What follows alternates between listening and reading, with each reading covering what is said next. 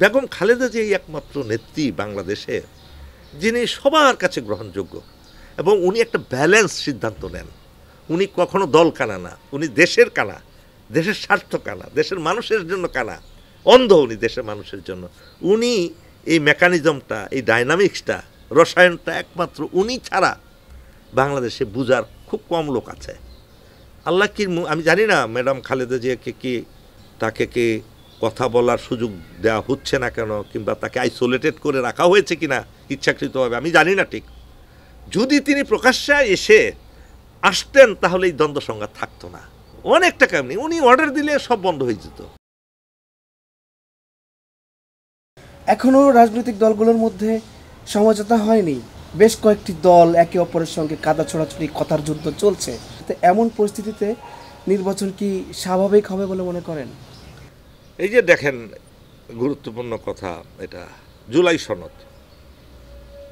জুলাই সনদ যেটা হলো ৩৬ জুলাই আন্দোলনের মূল ভিত্তি, এবং পৃথিবীর ইতিহাসে এই জঘন্যতম একটা প্রশাসনকে উচ্ছেদ করার পরে এই শিশুরা, শিশুদের অভিভাবকরা, আম জনতা, ছাত্র জনতা, যে অবশ্যই ছিলাম, এই যেখানে বসে আছেন এখানেই মিটিং হয়েছে, অসংখ্য মিটিং হয়েছে, এবং আমরা যে আশা নিয়ে বুক বেঁধেছিলাম, সেই জুলাই সনদের বিরোধিতা করা শুরু করেছে রাজনৈতিক দল দু একটা।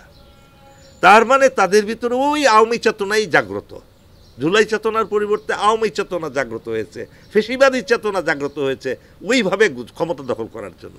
I tell you my dear, এই যে জন আকাঙ্ক্ষার বিরুদ্ধে গিয়ে জুলাই সনদের স্বীকৃতি আদায় করা, সেটাকে এবং ভোটকে একটা কুবিত করা হলো, এই দলগুলো কখনো দেশের মঙ্গল চায় না, দেশের মানুষের জন্য কাজ করে না। ইভেন আমি বলবো ডক্টর ইউনূসও নিজে পরাজিত হয়েছেন কোনো রাজনৈতিক দলের কাছে।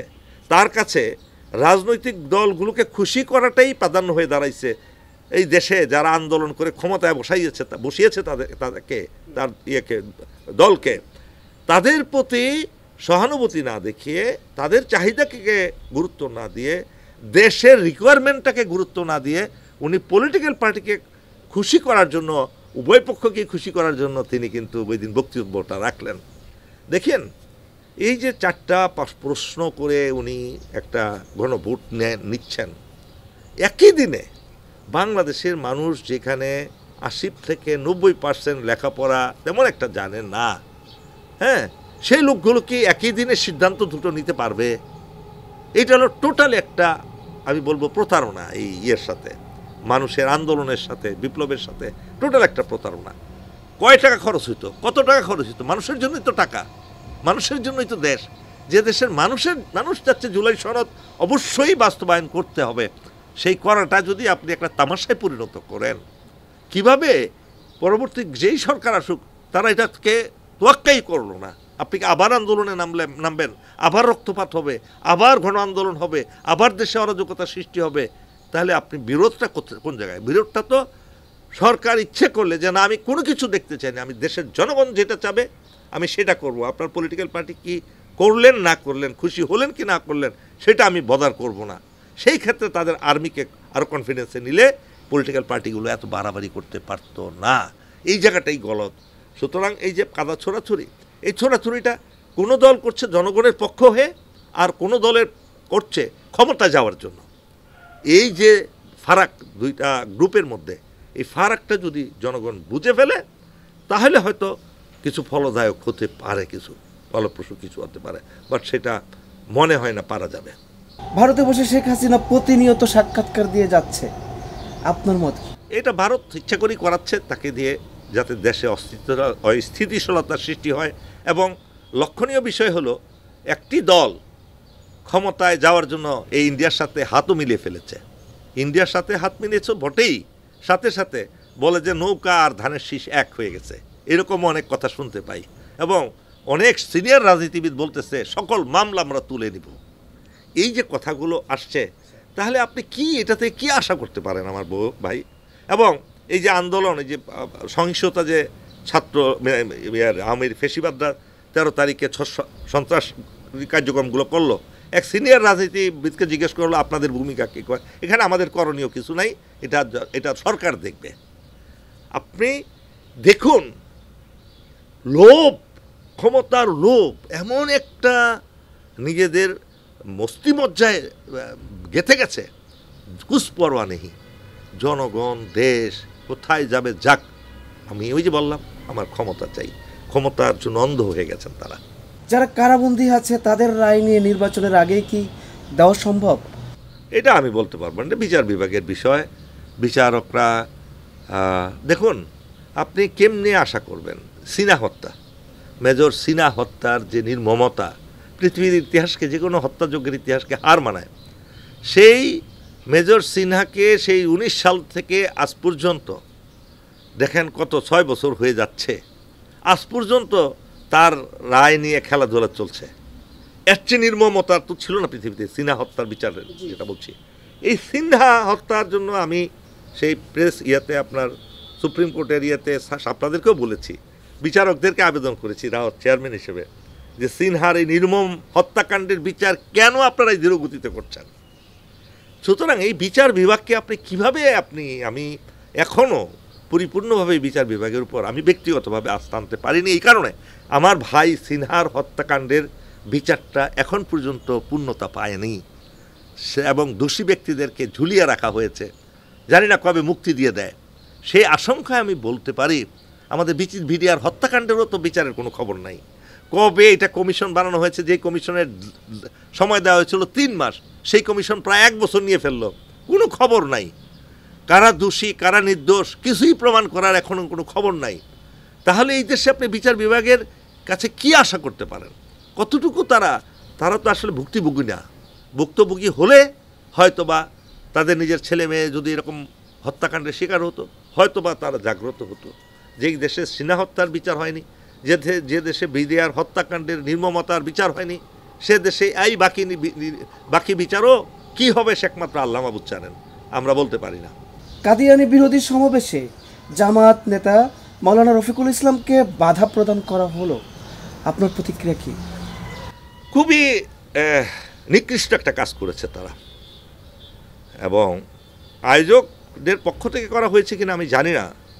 বিশেষ করে কিছু কিছু অন্ধ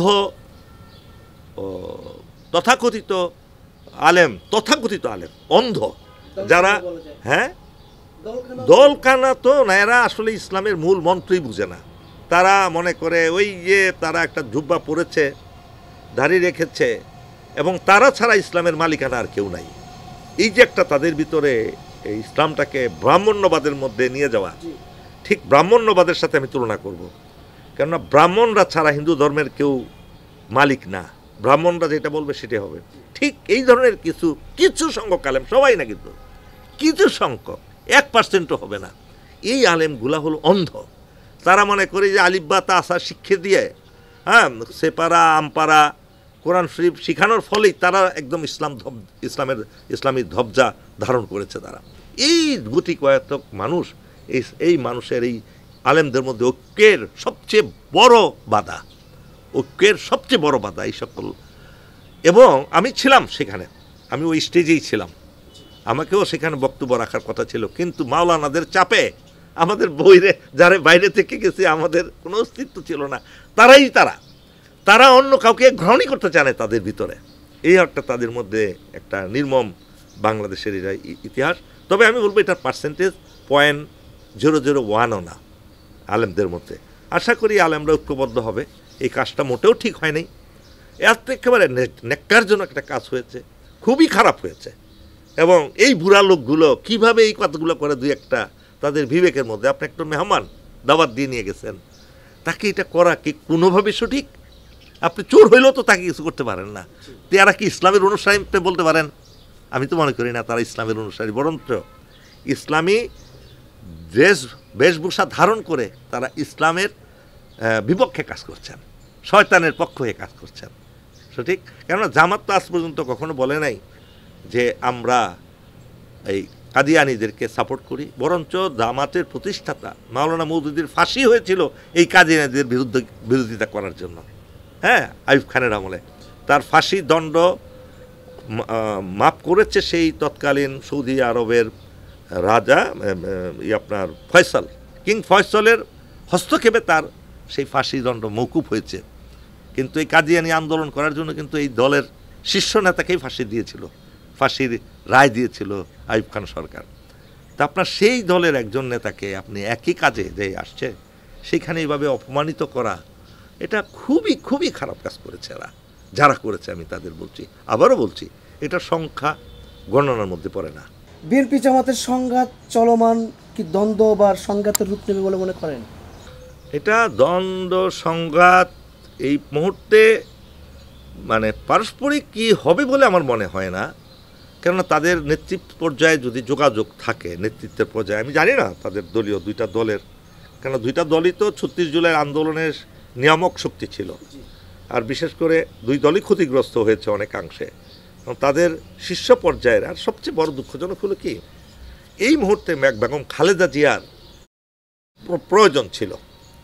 বেগম খালেদা জিয়া একমাত্র নেত্রী বাংলাদেশে যিনি সবার কাছে গ্রহণযোগ্য, এবং উনি একটা ব্যালেন্স সিদ্ধান্ত নেন।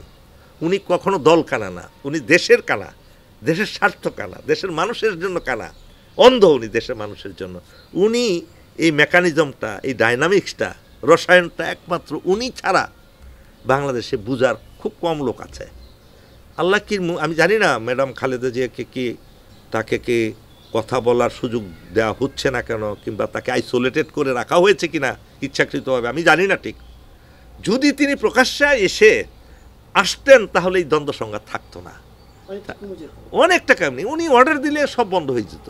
হ্যাঁ, কারণ উনি কিন্তু বলেছেন, এবং উনি দেখেন এই জামাতের কারণে তারা 90 সালের ইলেকশনে ক্ষমতায় যেতে একদম নিঃস্বার্থভাবে ক্ষমতায় বসিয়েছে। তখন কিন্তু বিএনপি ক্ষমতায় যাওয়ার কথা না, মেজরিটি পায়নি। জামাত কিন্তু নিঃস্বার্থভাবে তাদেরকে সমর্থন দিল, কোনো মন্ত্রিত্ব চায় নাই। আবার 2001 সালেও দুই দল একসাথে হয়েছে বলে কিন্তু 2/3 মেজরিটি পেয়েছিল, নাহলে কিন্তু পাওয়া সম্ভব ছিল না। ধরেন এটা হলো আপনি 33 মার্কে পাস, কিন্তু পাইছেন 29। হ্যাঁ, এই 3 মার্কে 4 মার্কের কিন্তু অনেক ভ্যালু। এই 4 মার্ক কিন্তু ইনভ্যালুয়েবল জিনিস। এই জিনিসটা তারা এখন অস্বীকার করছে। এই জিনিসটাকে বরঞ্চ উস্কিয়ে দিয়ে, দ্বন্দ্বটাকে উস্কিয়ে দিয়ে আওয়ামী লীগের পারপাসটাকে সার্ভ করা হচ্ছে, এটা ফেসিস্টদের পাওয়ারকে সার্ভ করা হচ্ছে। সুতরাং এটা আমি মনে করি যে বেগম জিয়া যদি এখন আবির্ভূত হন, এই সমস্যার সমাধান করা সম্ভব।